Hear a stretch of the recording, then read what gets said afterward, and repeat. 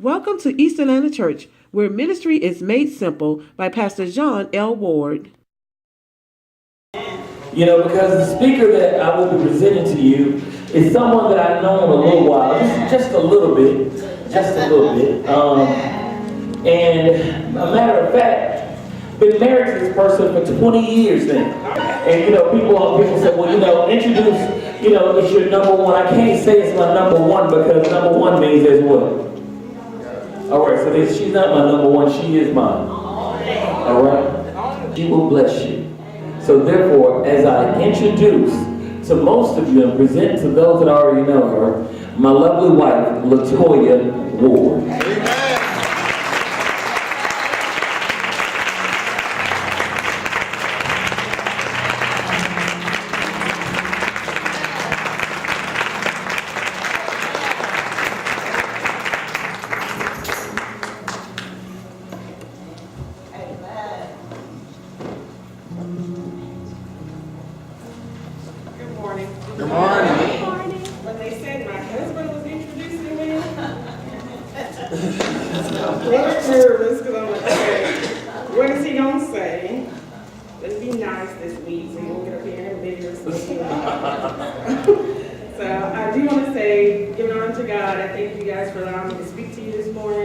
Honor to Pastor Hodo, who's not here. Continue to pray for him and keep him lifted up. Amen. Pray for me as I stand up here, because this is totally out of my element. This is not me at all. My husband came to me and said they want you to speak. I was like, whoop. And he's right. I said, not going to happen. He was like, this thing about this prayer, not going to do it. I'm not doing it. He's like, well, it's either you or JL. Well, okay, leave a child. I can't put out there like this. I guess I got to take the hit on this one. I guess it's meant for me to do this. Because in my mind, I'm thinking, I cannot do this. I cannot stand in front of these people. But then God is saying, yes, you can. Out of that comfort zone. I can't do anything for you with all of these things where you're comfortable. Because, you know, when we're comfortable, you know, we thrive when we're comfortable. We know this, we got this. But when you're stepping out, it's like stepping out on the water. And you don't know what's going to happen, but I have to believe that God is going to use me, He's going to guide me, and it's going to be all good. Today's scripture will be coming from Mark chapter 5, and we're going to start at verse 25. Before I start, I wanted to say a quick prayer. Father God, I ask that you use me, Father God. An empty vessel, Father God. This is Latoya standing in the physical, but I ask that you stand in the spiritual, Father God. Open my heart, my mind, and my soul to deliver the word that you have set for the women of today, Father God. And before I close this prayer, I say a quick prayer for my friend Kim Wilson, who is struggling with illness right now. Heal her, Father God. You know her faith level, Father God. I ask that you heal her right now in the mighty name of Jesus, we pray. Amen. Amen. Thank you. So, and I'm not a tech person, so this is really new to me on paper. But I'm, going on this tab. And I kept asking my husband, this is not going to die on me, right? This is not going to die on me.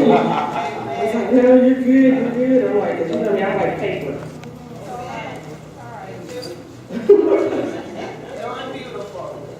Let me get this opened up.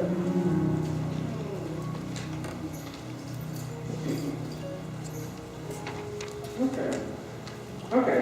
Mark chapter 5, starting at verse 25, And a certain woman which had an issue of blood for 12 years, and had suffered many things of many physicians, and had spent all that she had, and was nothing better, but rather grew worse. But she had heard of Jesus, and came in the press behind, and touched his garment.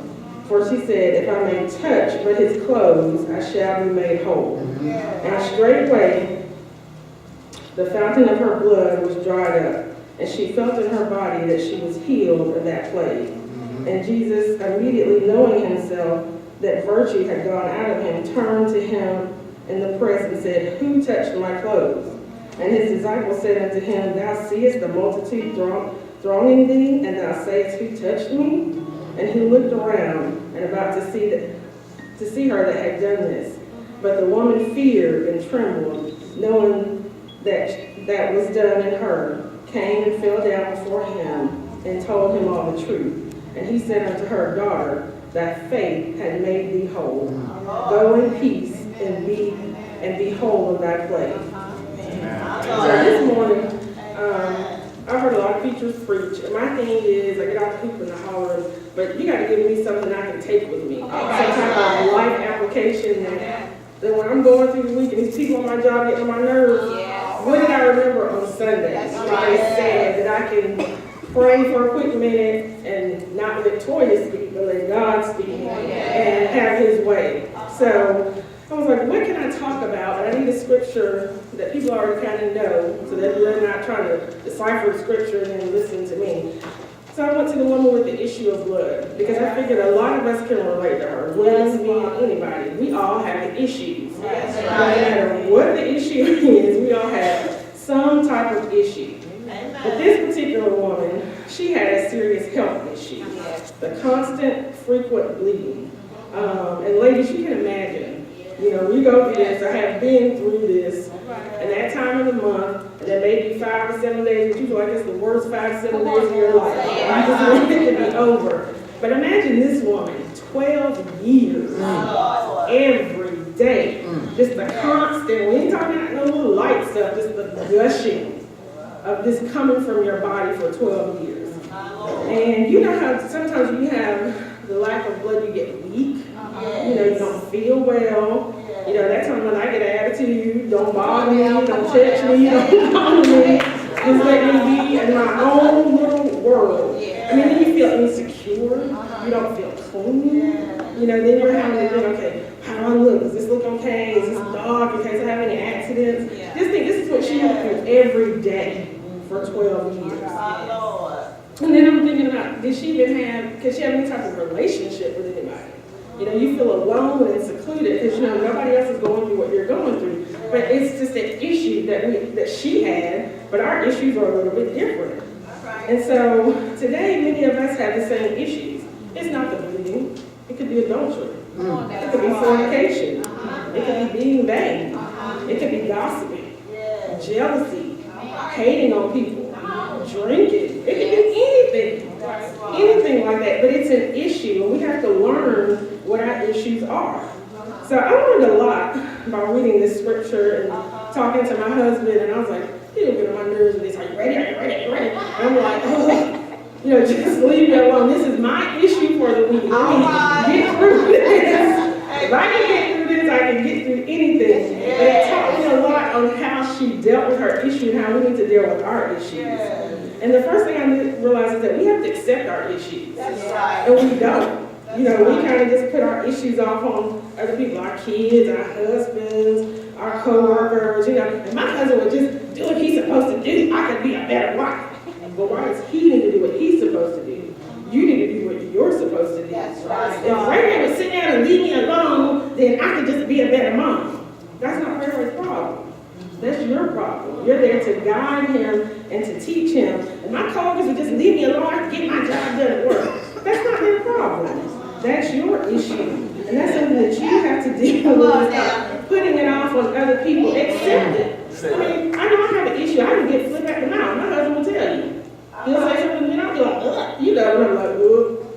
Okay, let's stop. Wait for a minute. I can tend to get an attitude. Because my attitude comes for so long, I just sat back. My issue was I never said anything. Like people would walk over me and push me by and do this and do that and not say anything. So yeah, I bucked up, I got some confidence, but sometimes that issue can go into something else. So I had to learn how to kind of pull it back a little bit, you know, it's all how you say things sometimes. And so we were at the movie theater, me and my husband, and this man just cut the line, and it just really bothered me. And my husband, being the peacemaker that he's, it's okay. It's okay. Why do you think you can just bolt on up there? His movie doesn't start for 4 hours. You know, we're trying to get to him. He's like, it's okay. I'm like, no, it's not okay. It's really not. You know, but at that point, God said, it's really okay. It's really not meant for you to say anything, or if you do say something, it's how you say it. You know, this gets us in trouble a lot of times. It's how you say it. So I could have easily said, oh, excuse me, sir, you know, the line is back here, but I wasn't in that frame of mind. So God was like, don't even say that because he was going to make it worse. So So it's accepting your issues and learning how to deal with your issues and walk through your issues. Okay, so she has this issue of blood. And she did what a lot of us tend to do.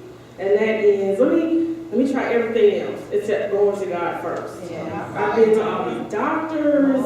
I've spent all my money. Nowadays we go, Mama, you know something I can do to help me with this? Go ask grandmama. Does she know something from back in the day? Let me ask my girlfriend. Girl, I'm dealing with this. How should I handle this? Or, now we so tech savvy, we go to Google. Google, can you tell me how to do this? Or Siri, can you tell me how to do this? And we're going everywhere else except where we should have gone to start with. And that was we should have went to God. That's who we should have been to first. But we don't do that. We let our flesh step in and say, you can fix this, you can handle this, go where you need to go. When God is all the time saying, okay, she don't come back then. She got to come back because I'm the only one that can fix it. So we got to stop going to other people and using our own resources and use the one resource that controls everything, and that's God. Let me keep going. So finally, once she accepted, and what I learned from her is once she accepted her issue,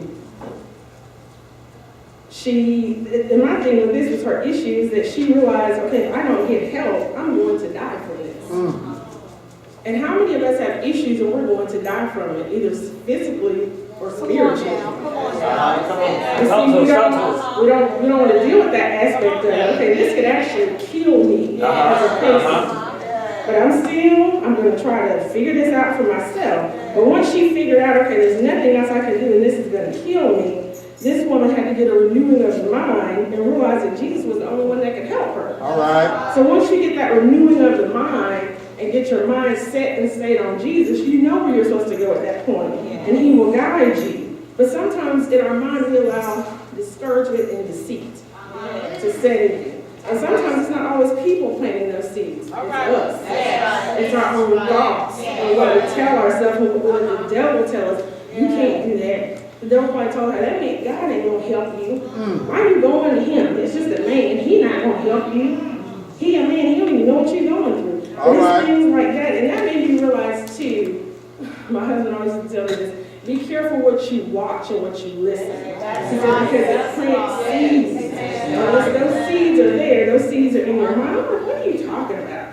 Because I used to do a lot of reality TV, but not the bad. So I'm talking about like Real Housewives of Atlanta. I don't do stuff like that because I see what that does to people. That's right. How now the bickering and the fighting amongst women. I mean, that's amongst women. There's really no men on that show except for their better halves or their boyfriends or baby daddy or whatever. But it's women that can't get along. So that seed is being planted in women.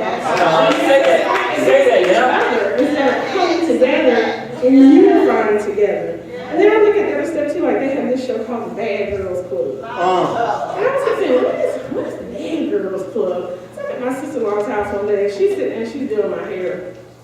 My two nieces are watching this. I'm like, she didn't really be watching this. What is really going on? Next thing I know, she's sitting there talking, and they just get to scrapping. I mean, they're like physically fighting. These are two sisters fighting. I'm like punching, throwing blows, and I'm sitting, she's looking at them. I'm looking at them, I'm like, what is going on? But I'm like, they just watched that show, Bad Girls Club. That's what they do. That's how they figure out how to get through things, is fighting each other. But see how that seed got planted just that quickly. When they couldn't get along, so instead of one of them getting up and just be like, okay, I'm going to walk away, they saw what they knew, which was on TV. And so that's why you got to realize what comes into your mind that controls you. And the mind is a dangerous thing. It's a dangerous thing. When my daughter was growing up, me and my husband always kept her busy because I always remember my husband saying, or my husband and my mom, the mind is the devil's playground.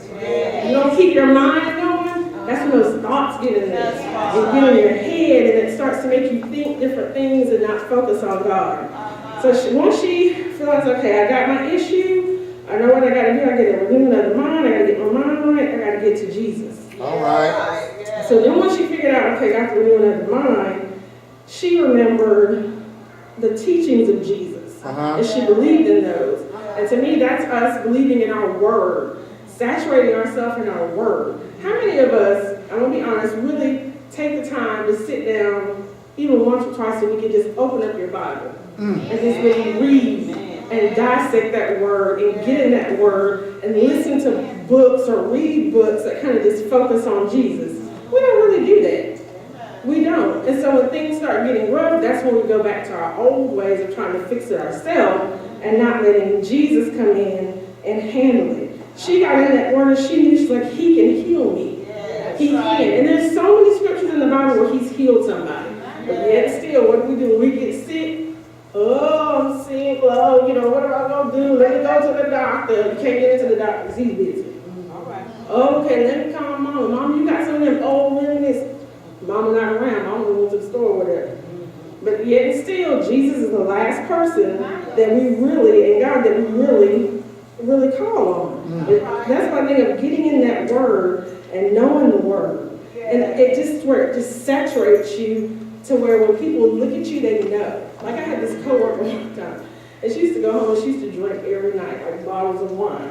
And it got to the point she drank so much wine when she would come in the morning, it came through her pores. You could smell it. But see, that's how we need to be with the word. Say that. Come on. We need to saturate ourselves in that word, and it can be used and comes out of our body. And I'm not saying you're going to smell like the word, because you're like, what does that smell like? But the thing is, it's just the light. There will be something about you. Like, it's something about her. It's something about sisterhood. I just don't know what it is. But it's something about her that's that glory of God that they see on you. And that's what we have to learn how to realize to do, is to saturate ourselves in that word, study that word, get in that word to where it's just in you. You know, I always wondered how my husband has a friend, and he can just pop off a Bible verse, just like that. But I'm like, how does he know? And he won't even have a Bible open. But he's been in his word to where he knows those Bible verses and what goes with what. How many of us can really say that we're in our word like that? How do we saturate ourselves in the word like that? And we don't. Okay, so now she's renewed her mind. I know that I got to get to Jesus. I'm in my word. I know that he can heal me. So now I got to put my faith into action. All right. And I step up, and I just got to do what I got to do. So she was like, I just need to be able just to touch him. I ain't got to sit down and talk to him and have a conversation like you can see me talking to him. I just need to touch him. That's it. Just Say that. Come on, him. say that. Just Say that. imagine the power that she felt when she just touched. And she didn't even get the full. She didn't even get she got the hit. This right here. This is him. That's all she got. I just need to touch him. But see, we as people, we want to be like, oh no, Jesus got to come down here and sit down and talk to me. Just like when we get sick and we're at the hospital, Pastor Hodo need to come sit down here and talk to me. No, it's not that. Pastor Hodo can pray for you from his house, from here, and if it's meant for you to be healed, you will be healed. But then when he doesn't come, oh, that ain't my pastor no more, I'm leaving. Because see, that's the flesh talking. That's right. That's not God talking. So we got to get out of that thing of thinking that you actually got to, because to me, that's the flesh saying, so you want people to see me talking, because they'll be like, oh, she get to sit down and talk to him. Who is she? Who is she? She said, no, I just need to touch the hem. Let's touch his clothes. And I know that I will be healed. So we got to try to put that type of faith in people. Stop putting it in people and putting it in man and start believing what God told us and promised us. We've got to start doing that. We're not doing that, but it reminds me of the story of children. Look how children put their faith in Santa Claus. If I do what I'm supposed to do, and I know I'm good, and I ask him for this, he's going to give it to me on December 25th. I know he's going to give it to me on December 25th. And what do? They do everything they're supposed to do. But in the back of it, they're believing, even if I don't clean my room, you know what? He's still going to do it. But the belief and the faith that they put in Santa Claus, the kids, we need to have that same type of faith in God. And in Jesus. And whatever he promises he's going to do, he's going to do. Amen. And that just amazed me when I was thinking about that last night. I'm like, oh my God, kids have more faith than we do. And it's in a man. It's not even in Jesus, it's in a man. And if we put that type of faith in Jesus, my God, where would we be? What would we have at this point in our life? We don't do that. Okay, so she's got the renewing of her mind. She's accepted her issue. She's got her faith So then she got to prepare herself for this journey. But you got to remember, it's a lot of people. So she's got to stay focused. And so, you know, us, we get easily distracted. Easily distracted. So just think if it was you. Okay, you're already weak because you're bleeding. Okay, you got all these other issues going on. And then you got to be like, okay, if I just touch him, it's like thousands of people here. Now, many of us are like, oh, Lord, it's hot. Why are you stepping on me? Get off of me. You know, that's a distraction. You're trying to get to Jesus, but you worry about this. It's going to be a lot of people. But you got to prepare your mind. I don't care what. I don't care if I get trampled on, stomped on. I'm going to get to him. Whatever I got to do. And that's not us nowadays. We let the environment, or we let society, or we let the world distract us. Like I said, she was in the elder, and I can picture it. I'm sure it's hot. You know, they don't dress like we do. We probably had some shorts on, whatever, so they got on all the clothes. And people are pushing and pressing and sitting on telling how long she had to walk. And then you go, oh, let me go sit down. My feet hurt. Oh, Lord, my feet hurt. Let me go sit down for a minute. I catch back up with you, Jesus. My feet hurt. And this is a way to sat down. And then I saw our girl and she pushed, hey, girl, what you doing? Hey, girl, you know, I'm trying to get to Jesus. Now, he done gone on. And she said, no, I'm talking to her. He done gone on. Now, this is it. But see, you've gotten distracted. You got distracted. She had to stay focused on what she wanted to do. And I had to admit, that would have probably been me. You know, my husband would have been running on. I'd be like, I can't tell which we're going. It's hot, I'm thirsty, I'm tired, oh Lord. But it's the things that we go through. That's what our issues do to us. We gotta start letting our issues make us become unfocused. So she stayed focused and she's like, I'm gonna get to him no matter what. To me, she walked with purpose, passion, and authority. Amen. And we have to do that. We have to walk with purpose, passion, and authority for things that we want from God. And that's just something that really stuck with me. And I'm like, wow, because I can only imagine. To me, you would probably be able to see this woman in a crowd. Because everybody else is talking and she's pressing, she's pushing through. I'm pressing, I'm pushing through. I'm going, I got to get to where I got to go. So then she gets up there and she touches him. And the power when she touched him, she knew that she was healed. All right. So just think, if we were that connected to Jesus, to be honest, I don't even know if I want to feel that much power.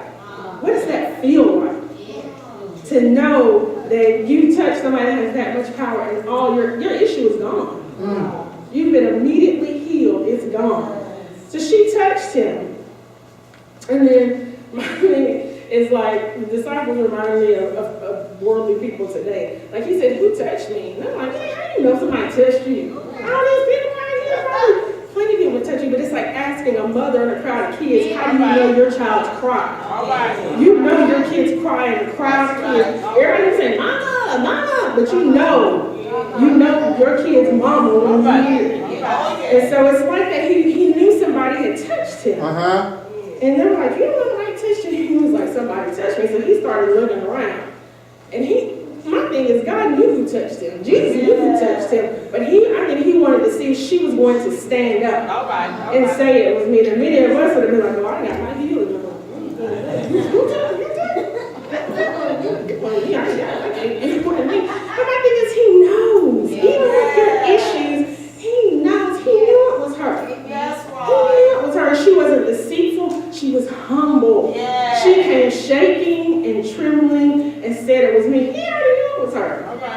He did. He knew exactly who it was. But many of us are like, I ain't do that. You do that? I ain't do that. I don't know. Remember that. But she didn't. She was humble with it. And she was so humble that she was afraid. She was shaking and trembling. I mean, that's fear. That Jesus is talking to you and you know you touched him. And he told her, he said, your faith. It wasn't me. It was the faith that you had that healed you. And she was immediately healed. And that's, I think, it's our faith that heals us. So when me and my husband a few years ago, we were staying in an apartment. And my daughter was little. And we heard gunshots. I said, that's it. We get a house. We can't afford our house. We've been looking, we are getting a house. We're going back to that neighborhood tomorrow. We went back to the neighborhood. He saw a sign that said sold out. So they're completely sold out. So I said, well, let's just go anyway. Walked into the sales office. She said, I have one house left. And he said, it's probably not the floor plan we want, the floor plan that we wanted.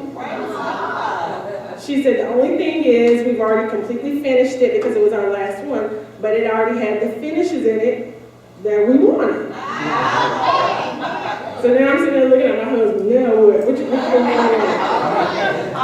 ain't got no down payment. She's like, it's only $500 down. I'm gonna get the $500. Okay? I had that type of faith. If he brought us this far and he's laid out like this,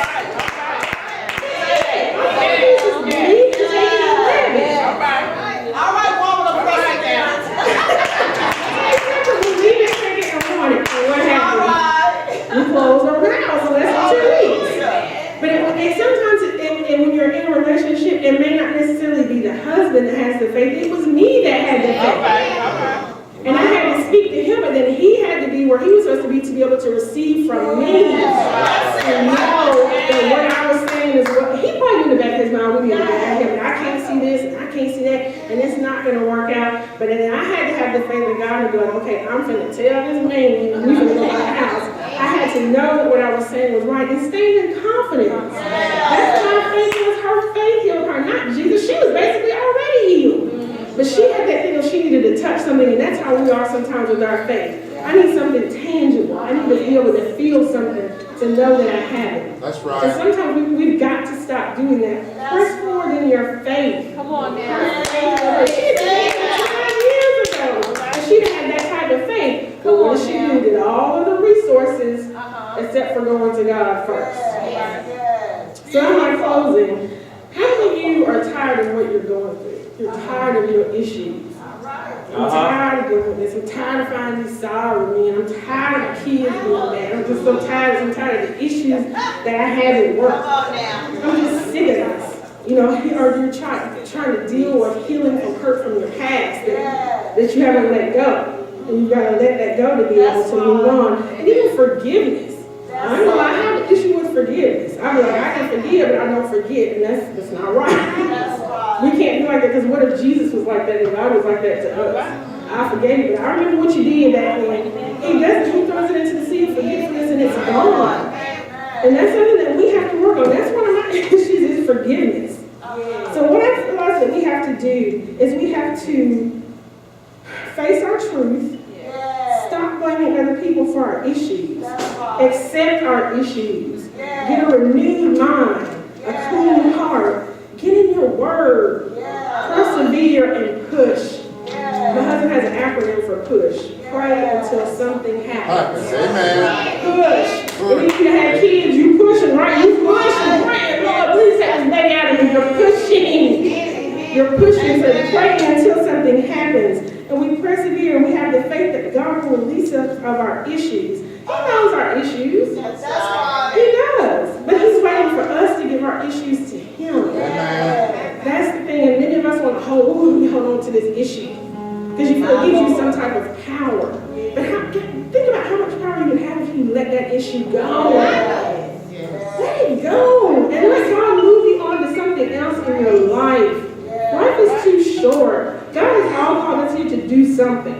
And it's something different in everybody in here. Just like we're all different. None of us look alike.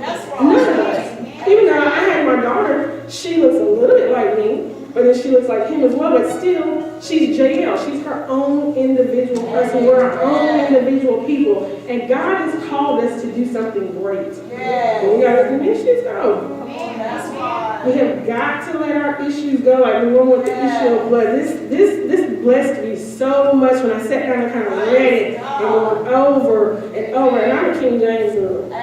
It's just something in the King James. I was like, you need to read it in different translations to get different things. I'm like, nah, I didn't. But once I started reading it in different translations, it gives you something different. Everyone has something different that you can take from it. And so I just had to really get into it. Like, what are my issues? What is it I need to lay upon God to remove from me so that I can go and be a better wife, a better Christian, a better mother, a better friend? And so today I ask you, be like the one with the issue of love. Have that faith to believe that if you give your issues to God, it's done. Just think of the levels that He could put you, you would go higher and higher by releasing those issues instead of hanging on to them. And so that's what I want you to remember today. Is remember the woman with the issue of blood and her faith. Her faith healed her. Not Jesus, but the faith that she had in Jesus. And that's what I want you to remember today. Thank you.